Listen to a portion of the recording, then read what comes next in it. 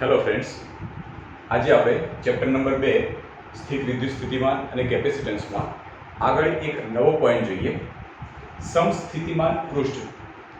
આ શબ્દ આપણા માટે નવો નથી, કારણ કે આ શબ્દ આપણે આગળ ભણી ગયા છીએ ડાયપોલ માટે. જ્યારે ડાયપોલની અક્ષ ઉપર અને ડાયપોલની વિષુવરેખા ઉપર જ્યારે વિદ્યુત સ્થિતિમાનની થિયરી આપણે ભણતા હતા, જે વધારેની થિયરી તરીકે લીધી હતી, એના અંદર ડાયપોલની જે વિષુવરેખા છે એ વિષુવરેખામાંથી પસાર થતું કોઈ સમતલ વિચારીએ તો એ સમતલને આપણે સમસ્થિતિમાન સમતલ તરીકે અથવા તો સમસ્થિતિમાન પૃષ્ઠ તરીકે ઓળખ્યું હતું. વિચારો કેમ એને સમસ્થિતિમાન પૃષ્ઠ કીધું હતું? તો આપણને ખબર છે કે કોઈ પણ ડાયપોલ હોય તો આ ડાયપોલની વિષુવરેખા ઉપરના કોઈ પણ બિંદુ આગળ તમે વિદ્યુત સ્થિતિમાન ગણશો તો એ હંમેશા તમને શૂન્ય મળશે. આ તો પોઈન્ટ પહેલા આપણે ક્લિયર કર્યો હતો. ડાયપોલ હોય, ડાયપોલની વિષુવરેખા ઉપરનું કોઈ પણ બિંદુ તમે લઈ લો અને એ બિંદુ આગળ જો તમે વિદ્યુત સ્થિતિમાન ગણશો તો એ વિદ્યુત સ્થિતિમાન શૂન્ય મળશે. હવે માની લો કે ડાયપોલની વિષુવરેખા જે હતી એ વિષુવરેખામાંથી પસાર થતું કોઈ સમતલ તમે વિચારી લો, તો જો ડાયપોલની વિષુવરેખા ઉપરના દરેકે દરેક બિંદુએ વિદ્યુત સ્થિતિમાન શૂન્ય એટલે કે અચળ હોય, સમાન હોય, તો આ વિષુવરેખાઓમાંથી પસાર થતું જો સમતલ વિચારો તો આ સમતલના પણ દરેકે દરેક બિંદુ આગળ વિદ્યુત સ્થિતિમાન અચળ અથવા તો સમાન થશે. તો આવા સમતલને આપણે સમસ્થિતિમાન સમતલ અથવા તો સમસ્થિતિમાન પૃષ્ઠ તરીકે ઓળખ્યું. ચલો, તો આના પરથી તમને થોડો તો આઈડિયા ક્લિયર થઈ ગયો કે સમસ્થિતિમાન પૃષ્ઠ એટલે એવું પૃષ્ઠ હશે કે જેના દરેકે દરેક બિંદુ આગળ વિદ્યુત સ્થિતિમાન સમાન હશે. એવું પૃષ્ઠ કે જેના દરેકે દરેક બિંદુએ વિદ્યુત સ્થિતિમાન સમાન હોય માટે એને સમસ્થિતિમાન પૃષ્ઠ તરીકે ઓળખાય. નામ ઉપરથી જ એનો ગુણ છે. સમાન, સ્થિતિમાન, વિદ્યુત સ્થિતિમાન સમાન હોય એવું પૃષ્ઠ. બરાબર? તો સૌથી પહેલા આપણે એની વ્યાખ્યા લખીએ કે સમસ્થિતિમાન પૃષ્ઠ એટલે કેવું પૃષ્ઠ? તો જે પૃષ્ઠ પરના બધા જ બિંદુઓએ વિદ્યુત સ્થિતિમાન સમાન હોય તો તેવા પૃષ્ઠને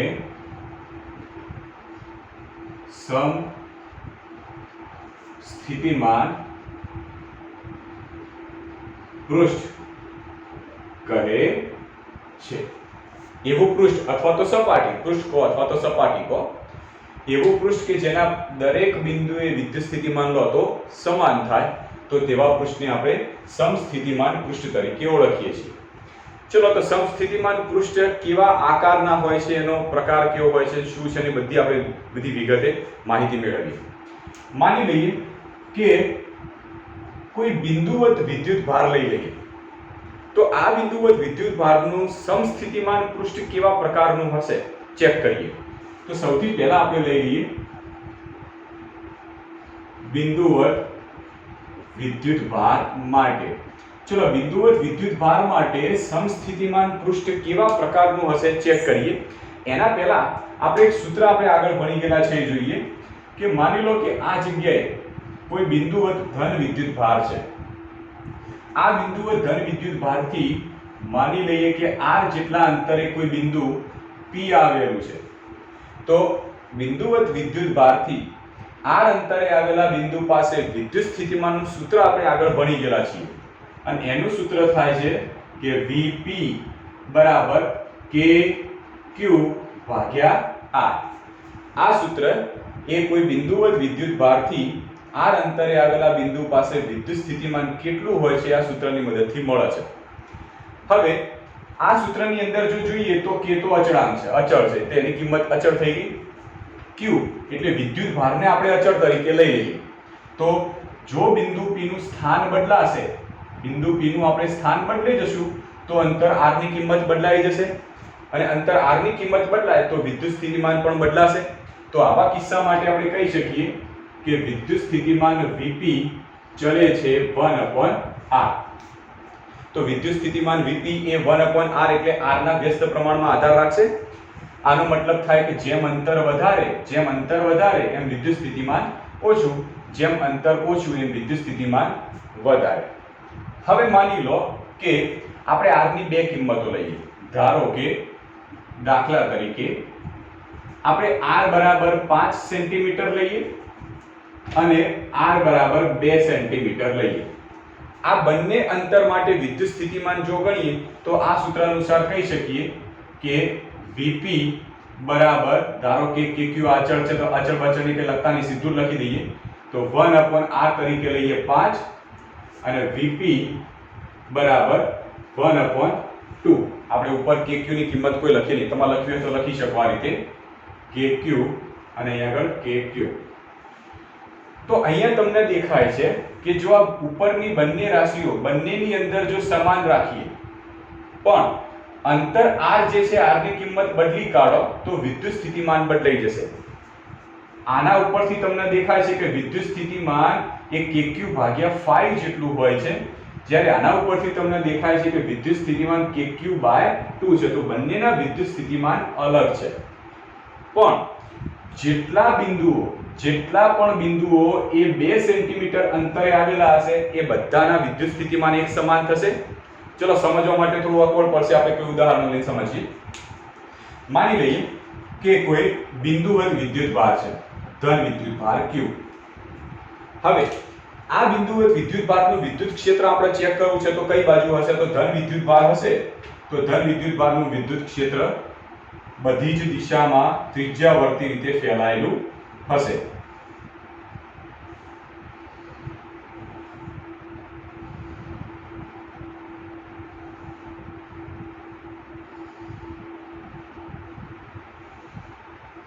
આવી રીતે ક્લિયર? કોઈ ધન વિદ્યુતભારનું વિદ્યુત ક્ષેત્ર બધી જ દિશામાં ફેલાયેલું હશે. હવે આ જે માની લો કે આપણે વિદ્યુતભારથી r બરાબર 2 સેન્ટીમીટર જેટલું અંતર પકડી પાડીએ તો આ જે વિદ્યુતભાર રહ્યો એનાથી 2 સેન્ટીમીટર જેટલું અંતર લઈએ તો માની લો કે આ દિશામાં 2 સેન્ટીમીટર અંતર લઈએ તો આ જગ્યાએ મળ્યું. શું 2 સેન્ટીમીટર આ જગ્યાએ લઈએ તો આ જગ્યાએ મળે? હા, એ પણ મળી શકે. અહીંયા લઈએ તો અહીંયા પણ 2 સેન્ટીમીટર અંતર મળે, આ જગ્યાએ પણ મળી શકે, અહીંયા પણ મળી શકે, આ બાજુ તો બધી જ જગ્યાએ 2 સેન્ટીમીટર અંતર તમને મળશે. તો આ બધા જ 2 સેન્ટીમીટર અંતરોમાંથી પસાર થતું કોઈ કાલ્પનિક પૃષ્ઠ વિચારીએ તો આ પ્રકારનું મળશે.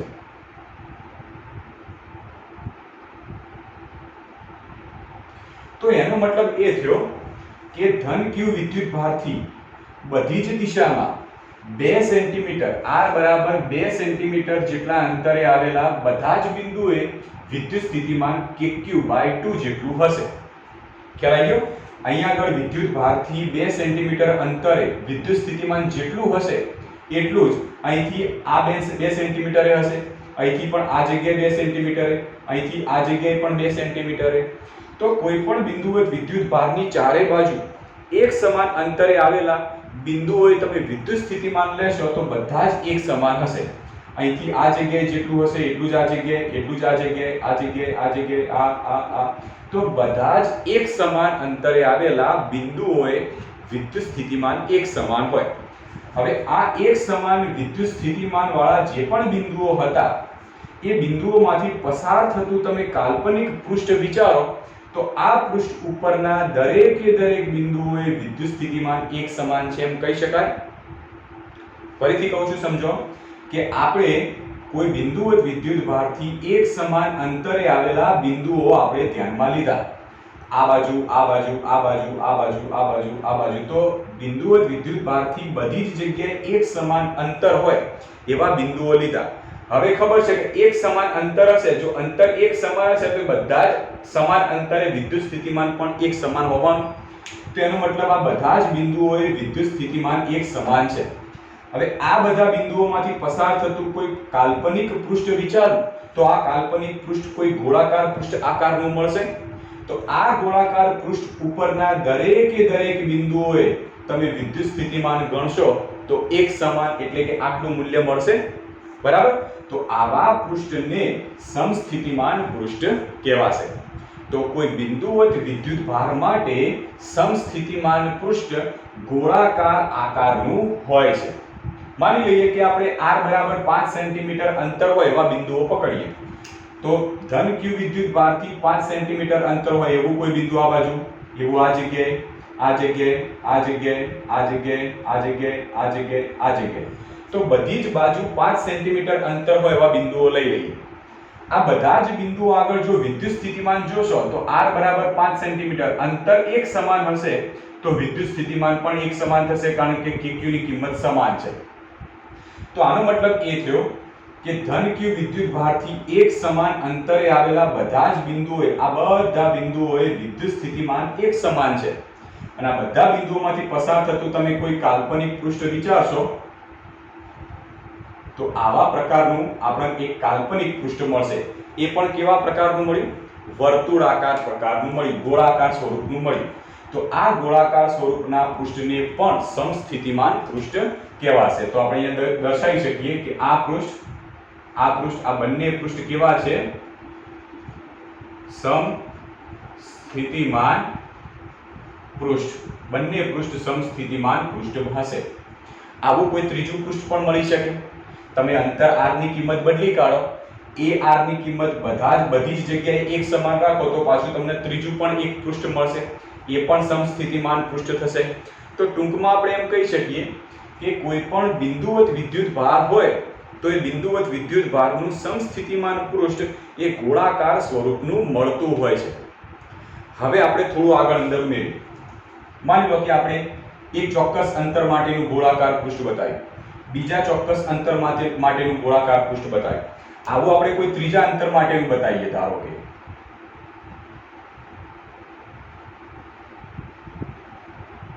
કે આપણે ત્રીજા કોઈ અંતર માટેનું ગોળાકાર પ્રકારનું પૃષ્ઠ બતાવીએ. આને પણ સમસ્થિતિમાન પૃષ્ઠ કહેવાશે કારણ કે આ જે પૃષ્ઠ ઉપરના બધા જ બિંદુઓ બિંદુવત વિદ્યુત ભારથી એક સમાન અંતરે આવેલા છે. બધાનું અંતર સમાન, માટે એ બધા બિંદુઓએ વિદ્યુત સ્થિતિમાન પણ સમાન થશે. તો આ બધા પૃષ્ઠો જે બન્યા એ સમસ્થિતિમાન પૃષ્ઠ બનશે. તો હવે આપણે એક પ્રશ્નમાં એડ કરવાનું થાય જે ગુજકેટની જેવી એક્ઝામ માટે એક ટૂંકા પ્રશ્ન તરીકે પૂછાય. કયો?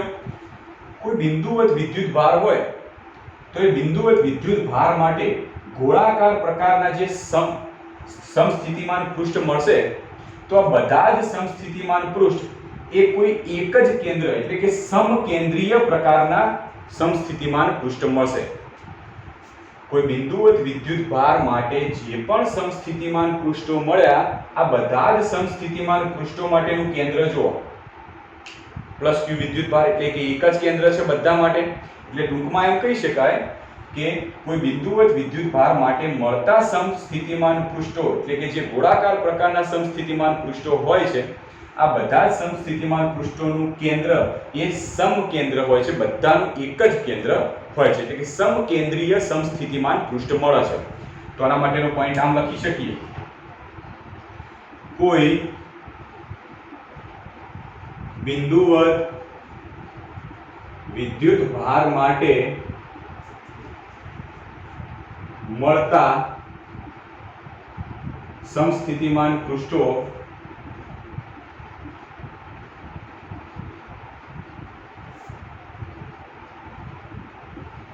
એ સમકેન્દ્રીય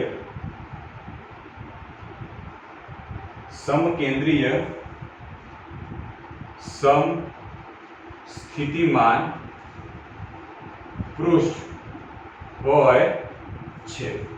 કોઈ બિંદુવત વિદ્યુત ભાર માટે મળતા જે પણ સમસ્થિતિમાન પૃષ્ઠો છે બધાનું એક જ કેન્દ્ર એટલે કે સમકેન્દ્રીય સમસ્થિતિમાન પૃષ્ઠ હોય છે. તો કોઈ બિંદુવત વિદ્યુત ભાર માટે સમસ્થિતિમાન પૃષ્ઠ કેવા આકારના મળે છે, કેવા મળે છે આપણે માહિતી મેળવી લીધી. સેમ આવી રીતે આપણે માની લઈએ કે કોઈ રેખા ઉપર વિદ્યુત ભાર નિયમિત રીતે વિતરિત થયેલો છે. એનું સમસ્થિતિમાન પૃષ્ઠ કેવા પ્રકારનું હશે ચેક કરીએ.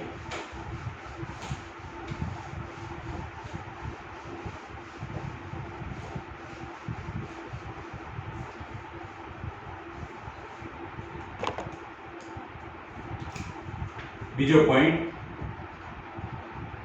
રેખીય વિદ્યુત ભાર વિતરણ માટે ચલો રેખીય વિદ્યુતભાર વિતરણ કરેલું હોય એના માટે વિદ્યુત સ્થિતિમાન કેવું હશે? તો આપણે એક સૂત્ર તો જાણીએ છીએ કે ભાઈ જે વિદ્યુત સ્થિતિમાન છે એ અંતરના વ્યસ્ત પ્રમાણમાં આધાર રાખે છે. આ સૂત્ર તો આપણે જાણીએ છીએ.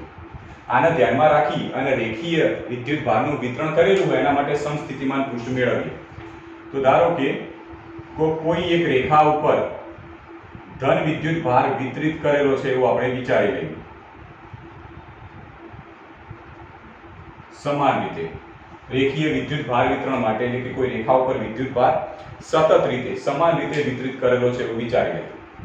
હવે આ જે સળીઓ અથવા તો રેખા ઉપર વિદ્યુતભાર તમે વિતરિત કરેલો છે એનાથી ચોક્કસ અંતરવાળા પોઈન્ટો લઈ લઈએ. માની લો કે આ વિદ્યુતભારની આ રેખાથી આ બિંદુથી ધારો કે r જેટલા અંતરે કોઈ એક બિંદુ લઈ લો, અહીંથી r જેટલા અંતરે બીજું કોઈ બિંદુ લઈ લો, r જેટલા અંતરે ત્રીજું બિંદુ લઈ લો, r જેટલા અંતરે ચોથું બિંદુ, પાંચમું બિંદુ લઈ લો. સેમ આ જેટલું અંતર એટલું જ આ બાજુ અંતર રાખીને બિંદુ લઈ લો, આ બાજુ પણ એટલું જ અંતર રાખીને કોઈ બિંદુ લઈ લઈએ, અહીંયા પણ આ જગ્યાએ પણ. તો શું કર્યું? કોઈ રેખા ઉપર જે વિદ્યુતભાર વિતરિત કરેલો હતો એનાથી સમાન અંતરે એક બાજુ અને બીજી બાજુએ કેટલાક બિંદુઓ આપણે લઈ લઈએ. હવે પેલા વર્તુળ માટે વિચાર, બિંદુવત વિદ્યુતભાર માટે વિચાર કે બિંદુવત વિદ્યુતભારથી એક સમાન અંતર બધી બાજુઓ હોય, બિંદુવત વિદ્યુતભારથી એક સમાન અંતર બધી બાજુએ હોય તો એ બધા જ બિંદુએ વિદ્યુત સ્થિતિમાન એક સમાન હોય કારણ કે અંતર સમાન છે. તો સેમ એવી રીતે ધારો કે કોઈ રેખા ઉપર વિદ્યુતભાર સતત રીતે સમાન રીતે વિતરિત કરેલો હોય તો એનાથી એક સમાન અંતરે આવેલા બિંદુએ વિદ્યુત સ્થિતિમાન પણ એક સમાન હશે. તો આ બાજુના બિંદુએ વિદ્યુત સ્થિતિમાન સમાન, આ બાજુએ પણ એટલું જ હશે. એટલું જ એટલે જેટલું આ બાજુના બિંદુ ઉપર હશે કારણ કે અહીંથી જેટલું અંતર એટલું જ આ બાજુનું અંતર લીધેલું છે. તો આ બધા એવા બિંદુઓ છે જેના અંદર વિદ્યુત સ્થિતિમાન એક સમાન છે. હવે આ બિંદુઓમાંથી પસાર થતું કોઈ કાલ્પનિક પૃષ્ઠ વિચારીએ તો એ કાલ્પનિક પૃષ્ઠ કોઈ નળાકાર આકાર હોય એવા આકારનું કોઈ પૃષ્ઠ આપણને મળશે. તો ધારો કે એ બધા બિંદુઓમાંથી પસાર થતું આપણે પૃષ્ઠ વિચાર્યું તો એ પૃષ્ઠ કેવું હતું? નળાકાર સ્વરૂપનું પૃષ્ઠ હતું. બરાબર? તો આમ કોઈ રેખા ઉપર વિદ્યુતભાર નિયમિત રીતે વિતરિત કરેલો હોય તો એના માટેનું સમસ્થિતિમાન પૃષ્ઠ કોઈ નળાકાર સ્વરૂપનું હોય છે.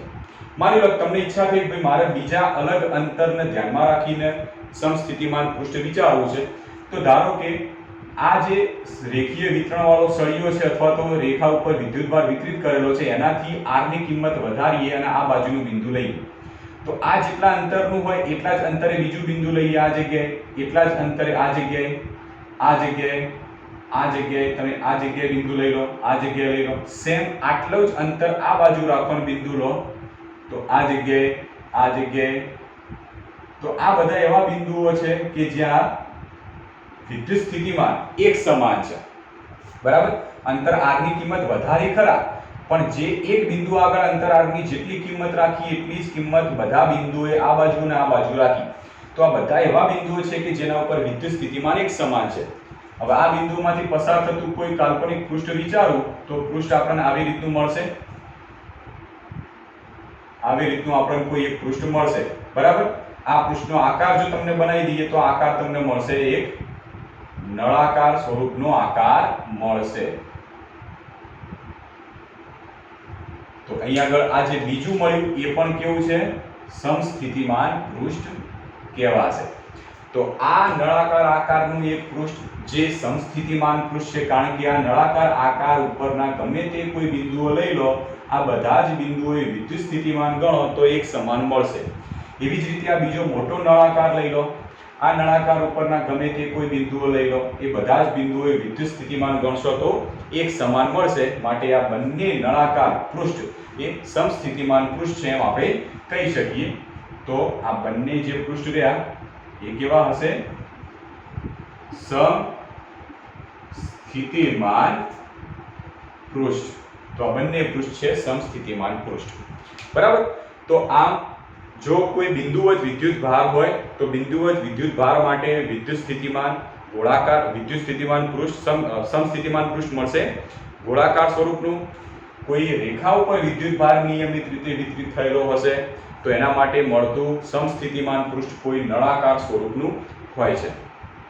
તો આના ઉપરથી તમને સમસ્થિતિમાન પૃષ્ઠ વિશેની આઈડિયા તમને ક્લિયર થઈ ગઈ હશે કે ભાઈ શું કહેવાય અને કેવી રીતે સમસ્થિતિમાન પૃષ્ઠ મળે છે. હવે આપણે સમસ્થિતિમાન પૃષ્ઠ માટે કેટલીક લાક્ષણિકતાઓ જોઈએ. લાક્ષણિકતાઓ શું છે એ સમજવાનો પ્રયત્ન કરીએ. જેમ કે વિદ્યુત ક્ષેત્ર રેખાઓની લાક્ષણિકતાઓ હતી, એવી જ રીતે સમસ્થિતિમાન પૃષ્ઠની પણ કેટલીક લાક્ષણિકતાઓ છે જે આપણે સમજીએ.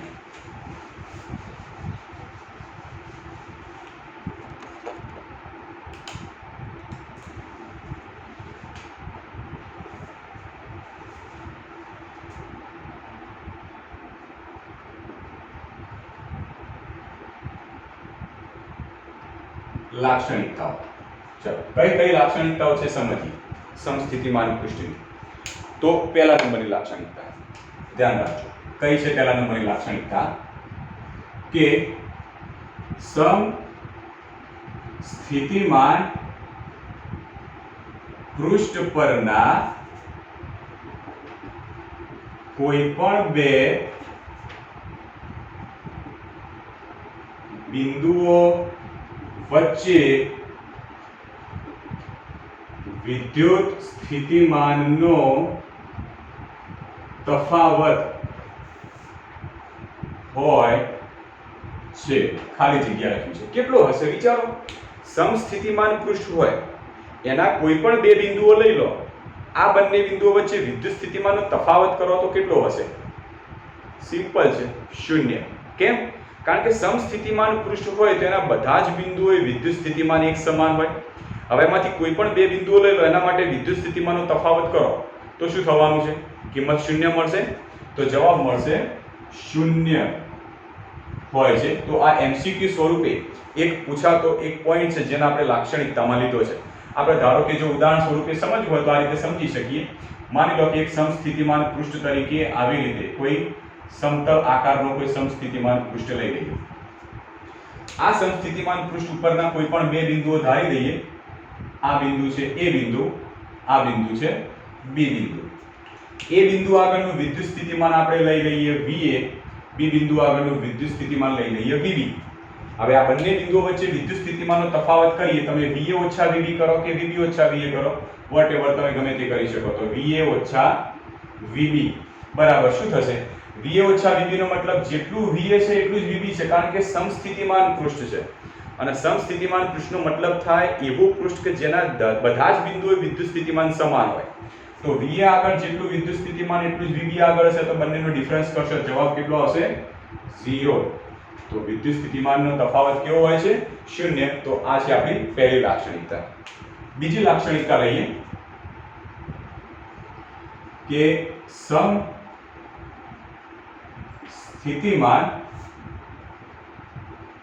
પૃષ્ઠ પરના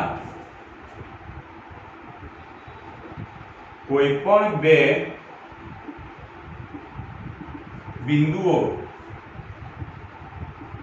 વચ્ચે થતું કાર્ય ખાલી જગ્યા હોય છે.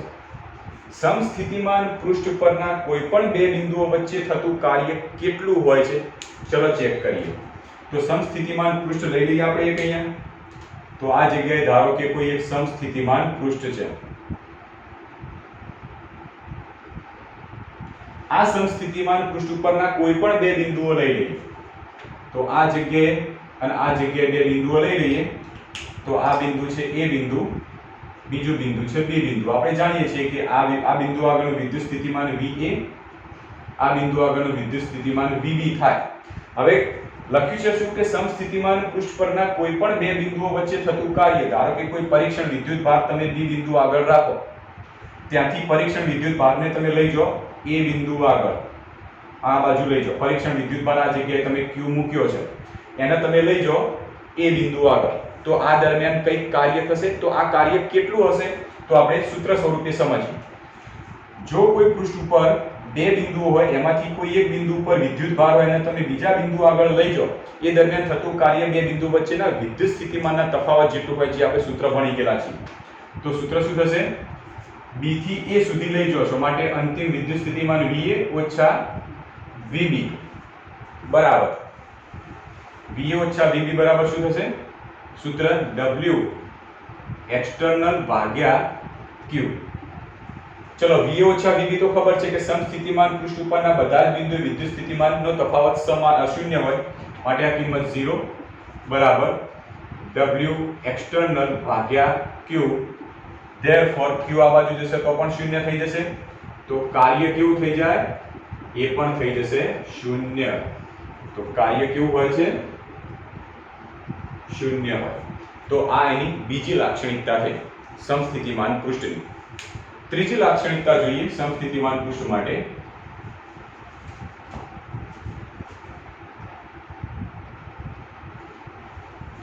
સમસ્થિતિમાન પૃષ્ઠ માટે ત્રીજી સૌથી મહત્વની લાક્ષણિકતા જોઈએ કે સમસ્થિતિમાન પૃષ્ઠ ઉપર કોઈપણ બિંદુએ વિદ્યુત ક્ષેત્ર પૃષ્ઠને લંબ હોય છે।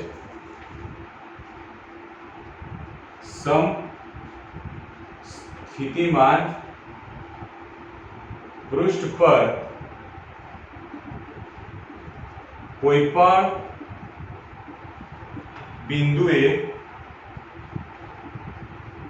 विद्युत क्षेत्र पृष्ठ ने ते बिंदुए लंब होय છે, અથવા તો લંબની દિશામાં તે બિંદુએ જે લંબ દોરો એ લંબની દિશામાં હોય છે, બરાબર। તો આનો મતલબ શું થાય કે કોઈ સમસ્થિતિમાન પૃષ્ઠ છે, આ સમસ્થિતિમાન પૃષ્ઠમાંથી જો વિદ્યુત ક્ષેત્ર પસાર થતું હોય તો એ વિદ્યુત ક્ષેત્રની દિશા કઈ બાજુ હશે, તો એ જે પૃષ્ઠ હશે એ પૃષ્ઠના એ બિંદુએ સપાટીને લંબ તરફની દિશામાં હશે।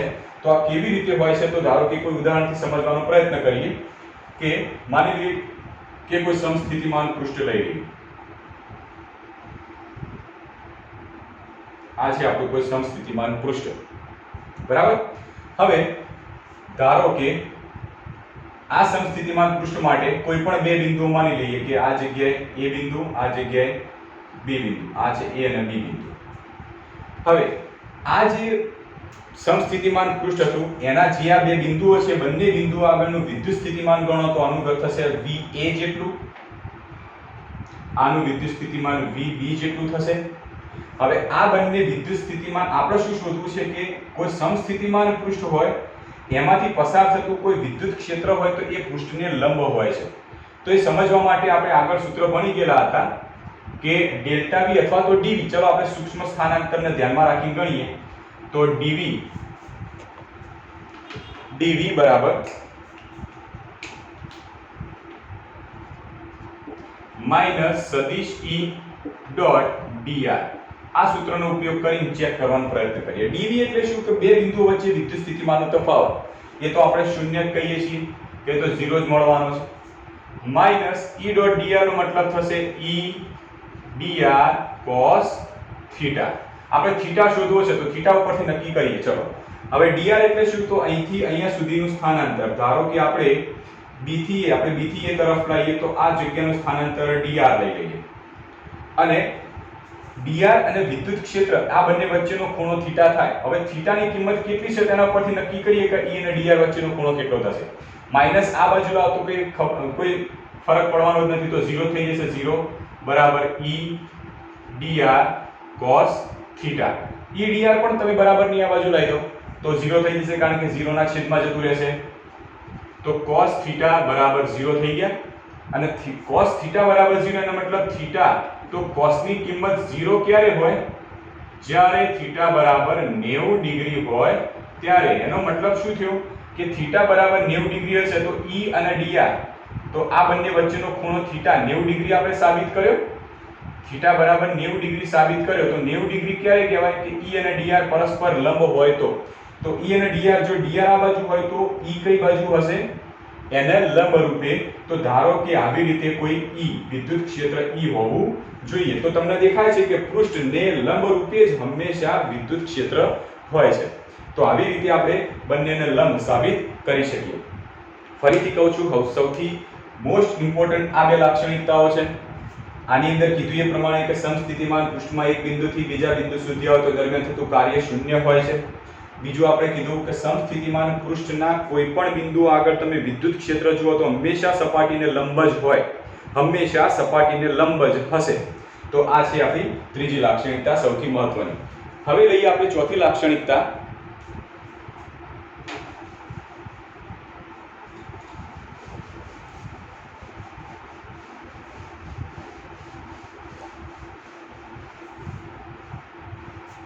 ચોથી લાક્ષણિકતા આપણી શું છે ચેક કરીએ. ચાલો કે સમસ્થિતિમાન પૃષ્ઠ અથવા તો બે સમસ્થિતિમાન પૃષ્ઠ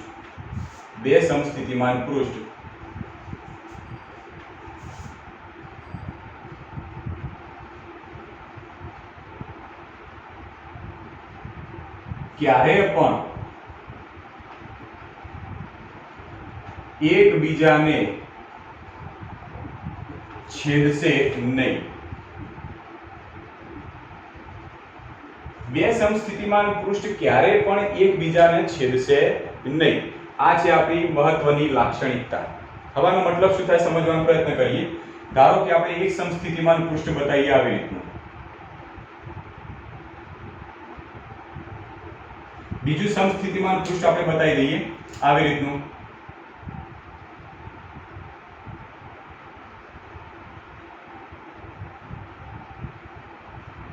ઓકે, આ બંને સમસ્થિતિમાન પૃષ્ઠ આવી રીતે છે. એક આમ છે તો બીજું આમ છે. હવે આ બંને પૃષ્ઠ જે જગ્યાએ મળતા હશે, જે જગ્યાએ છેદતા હશે એવું કોઈ બિંદુ લઈ લઈએ આ જગ્યાએ. હવે આપણે આગળ આ લાક્ષણિકતામાં શું ભણી ગયેલા છીએ કે વિદ્યુત ક્ષેત્ર સમસ્થિતિમાન પૃષ્ઠને લંબ હોય તો આ બિંદુ માટે વિચારીએ અને આ પહેલા નંબરનું સમસ્થિતિમાન પૃષ્ઠ, આ બીજા નંબરનું સમસ્થિતિમાન પૃષ્ઠ. પહેલા નંબરના સમસ્થિતિમાન પૃષ્ઠને ધ્યાનમાં રાખીને આ બિંદુએ જો વિદ્યુત ક્ષેત્રની દિશા ગણીએ તો આવી દિશામાં થશે વિદ્યુત ક્ષેત્ર E. આ નીચેનું જે પૃષ્ઠ છે એને ધ્યાનમાં રાખીને વિદ્યુત ક્ષેત્ર ગણ્યું તો એને લંબ રૂપે. હવે આ બે નંબરનું જે પૃષ્ઠ રહ્યું એને ધ્યાનમાં રાખીને આ બિંદુએ જો વિદ્યુત ક્ષેત્રની દિશા ગણીએ તો એને લંબ રૂપે એટલે આવી દિશામાં થાય. ખ્યાલ? આપણે આ જે નીચેનું પૃષ્ઠ છે, આ નીચેનું આ જે પૃષ્ઠ રહ્યું એને ધ્યાનમાં રાખી કોઈ બિંદુએ વિદ્યુત ક્ષેત્રની દિશા ગણો તો ઉપર તરફ. આ જે પૃષ્ઠ એને ધ્યાનમાં રાખી બિંદુએ વિદ્યુત ક્ષેત્રની દિશા ગણો તો આ બાજુ. તો કોઈ એક જ બિંદુએ બે વિદ્યુત ક્ષેત્રની દિશા મળી જે કદી પણ શક્ય નથી. કોઈ એક જ બિંદુએ બે વિદ્યુત ક્ષેત્રની દિશા ક્યારેય પણ શક્ય નથી એમ કહી શકાય. બરાબર? તો અહીંયા લખીએ આપણે પોઈન્ટમાં, જો બે સમસ્થિતિમાન પૃષ્ઠ એક બીજાને છેદે તો છેદન બિંદુ પાસે રહેલા બિંદુએ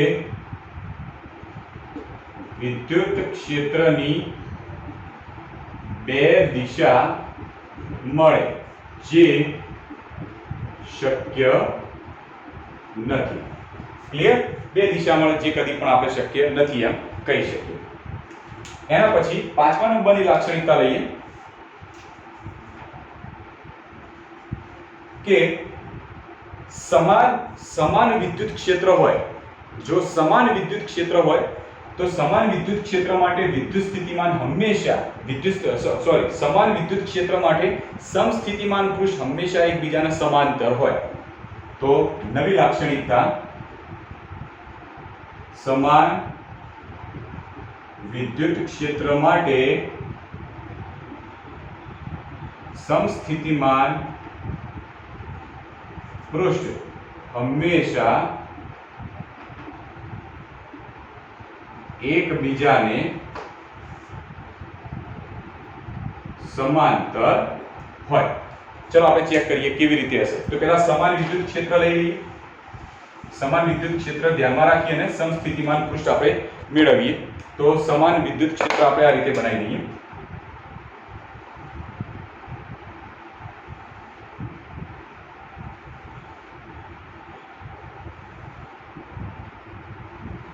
આ છે સમાન વિદ્યુત ક્ષેત્ર. સમાન વિદ્યુત ક્ષેત્રની ખાસિયત શું?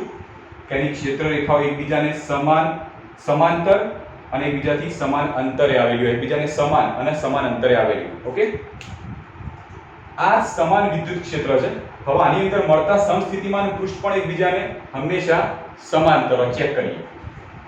આ બિંદુ આગળ ધારો કે આ બિંદુ ધ્યાનમાં લો તો એ બિંદુએ વિદ્યુત ક્ષેત્ર આવી દિશામાં, તો એને લંબ રૂપે મારા સમતલ વિચારવું પડશે. આ બિંદુને ધ્યાનમાં લો તો વિદ્યુત ક્ષેત્ર આ દિશામાં, તો એને લંબરૂપે સમતલ વિચારવું પડે. આના માટે પણ લંબરૂપે, આના માટે પણ લંબરૂપે, આના માટે પણ લંબરૂપે. તો આ બધા બિંદુઓ માટે જો સમસ્થિતિમાન પૃષ્ઠ વિચારો તો આવા પ્રકારનું મળે.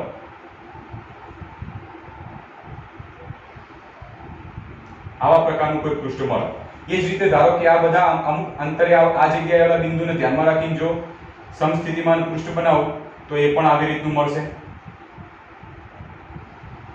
સેમ આ જગ્યાએ કોઈ બિંદુને ધ્યાનમાં રાખીને સમસ્થિતિમાન પૃષ્ઠ બનાવો તો એ પણ તમને મળશે એકબીજાને આવી રીતે. તો બધા સમસ્થિતિમાન પૃષ્ઠો જો એકબીજાને સમાંતર મળે, બધા જ એકબીજાને સમાંતર. તો ક્યારે મળશે? કે જ્યારે વિદ્યુત ક્ષેત્ર સમાન હશે તો એના માટે સમસ્થિતિમાન પૃષ્ઠ હંમેશા એકબીજાને સમાંતર હશે. તો આ હતી આપણી પાંચમી અને છેલ્લી લાક્ષણિકતા. જો કે આ છેલ્લી લાક્ષણિકતા ના કહી શકાય, આના પછી પણ આપણે એક લાક્ષણિકતા એડ કરવી છે. એ કઈ લાક્ષણિકતા છે? કે કોઈ ડાયપોલ હોય, તો ડાયપોલ માટે સમસ્થિતિમાન પૃષ્ઠ કેવી રીતે મળશે? માની લો કે આપણે આ પાંચ જે પાંચ રહી એ પાંચ આપણી લાક્ષણિકતાઓ છે. હવે જે ડાયપોલ માટે મળશે એ વધારાના પ્રશ્ન તરીકે સમજીએ. કોઈ ડાયપોલ હોય તો એ ડાયપોલ માટે સમસ્થિતિમાન પૃષ્ઠ કેવા પ્રકારનું મળશે ચેક કરીએ. તો પ્રશ્ન આવી રીતે લઈએ. વિદ્યુત ડાયપોલ માટે સમસ્થિતિમાન પૃષ્ઠ. ચલો વિદ્યુત ડાયપોલ માટે સમસ્થિતિમાન પૃષ્ઠ કેવી રીતે મળશે, કેવા મળશે ચેક કરીએ. તો સૌથી પહેલા આપણે ડાયપોલ બનાવી દઈએ. તો આ જગ્યાએ કોઈ ધન વિદ્યુત ભાર લઈ લઈએ. કેવું? આ જગ્યાએ કોઈ ઋણ વિદ્યુત ભાર લઈ લઈએ. કેવું? બંને વચ્ચેનું પરિમિત અંતર, તો ડાયપોલ થઈ ગઈ. હવે આ ડાયપોલ માટે આપણે જાણીએ છીએ કે કોઈ ધન વિદ્યુત ભાર હોય તો ધન વિદ્યુત ભારમાંથી વિદ્યુત ક્ષેત્ર બહાર નીકળે અને ઋણ વિદ્યુત ભાર તરફ જાય. બરાબર? તો આવી રીતે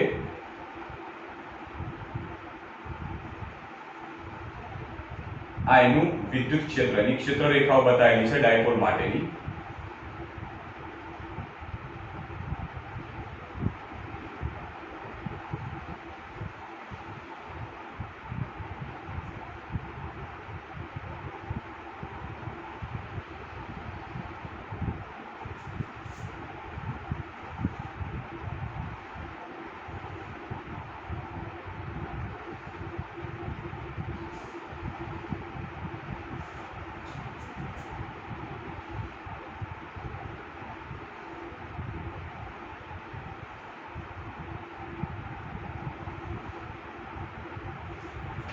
બરાબર?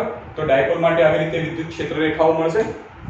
હવે મારે આ ડાયપોલ માટે સમસ્થિતિમાન પૃષ્ઠ બનાવવું છે. તો ચલો કેવી રીતે? તો આપણે એક જ પોઈન્ટ પકડી રાખો, એક જ લાક્ષણિકતા કે વિદ્યુત ક્ષેત્ર જ્યાં હોય એને લંબ રૂપે સમસ્થિતિમાન પૃષ્ઠ બનાવવા. ધારો કે આ વચ્ચેના ભાગમાં વિચારીએ તો વચ્ચેના ભાગમાં તમે જુઓ તો ક્ષેત્ર રેખાઓ તમને એકબીજાને સમાંતર દેખાતી હોય એવું લાગે. એનો મતલબ આ ભાગમાં તમે સમસ્થિતિમાન પૃષ્ઠ લઈ લો તો આવું તમને સમાન આ રીતનું મળશે, સીધી રેખા જેવું. કારણ કે આ બિંદુ આગળ તમે ક્ષેત્ર રેખા જુઓ તો લંબ રૂપે, અહીંયા લંબ, અહીંયા લંબ, અહીંયા લંબ, તો આ ખૂણા તમે જુઓ 90 ડિગ્રીના બને છે. તો સમસ્થિતિમાન પૃષ્ઠ અને ક્ષેત્ર રેખાઓ બંને 90 ડિગ્રીમાં થઈ ગયું. ચલો હવે આ બાજુના પોર્શનને ધ્યાનમાં રાખીને કહો તો આ બાજુનો પોર્શનમાં ચલો એ આમ લંબ થશે, આ આવી રીતે લંબ થવાનું, આ આવી રીતે લંબ થશે, આ થોડું આવી રીતે થશે, આ થોડું આવી રીતે થશે. તો આ પોઈન્ટને જોઈન્ટ કરી દઈએ. તો આ બાજુ આ બિંદુ આગળ સમસ્થિતિમાન પૃષ્ઠ આવા પ્રકારનું મળ્યું. બરાબર? જે તમને દેખાય છે કે અહીંયા આ સપાટીને લંબ, આને લંબ, આને લંબ, આ જગ્યાએ પણ લંબ અને આ જગ્યાએ પણ લંબ. એવી રીતે ધારો કે અમુક અંતરના આ જગ્યાના બિંદુઓ તમે વિચારશો તો એના માટે સમસ્થિતિમાન પૃષ્ઠ આવા પ્રકારનું મળશે. આવા પ્રકારનું કોઈ હશે જ્યાં આ બધા જ બિંદુઓ તમે ત્યાં આગળ જોશો તો લંબ જ તમને મળશે. આ બધા જ લંબના બિંદુઓ મળશે. એમ કરતા કરતા જો તમે સમસ્થિતિમાન પૃષ્ઠો બનાવતા જશો તો એક સમય એવો આવશે કે આવા પ્રકારના સમસ્થિતિમાન પૃષ્ઠો મળશે.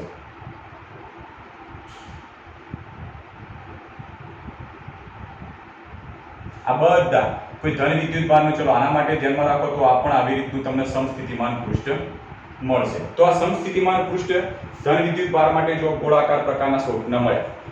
આ જે વળાંકવાળું સમસ્થિતિમાન પૃષ્ઠ છે એને જો તમે પૂરું કરો તો એ પણ આખું એક વર્તુળાકાર જેવું થઈ જશે. આમ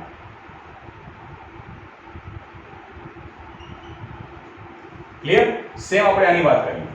આમાં પણ એ જ વસ્તુ થશે કે ધારો કે આ બધા બિંદુએ તમે સમસ્થિતિમાન પૃષ્ઠ લો તો આવા પ્રકારનું મળશે. એને તમે આખું પૂરું કરી દેશો તો આ પ્રકારનું સમસ્થિતિમાન પૃષ્ઠ મળ્યું. એ જ રીતે તમે બીજું આ રેખાઓને ધ્યાનમાં રાખીને સમસ્થિતિમાન પૃષ્ઠ બનાવો તો આવું હશે.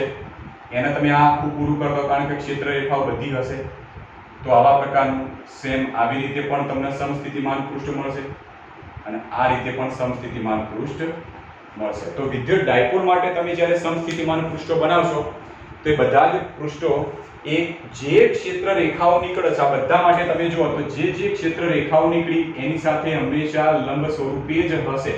તો સમસ્થિતિમાન પૃષ્ઠ ક્ષેત્ર રેખા જ્યાં નીકળે છે ત્યાં 90 ડિગ્રીનો ખૂણો બનાવશે.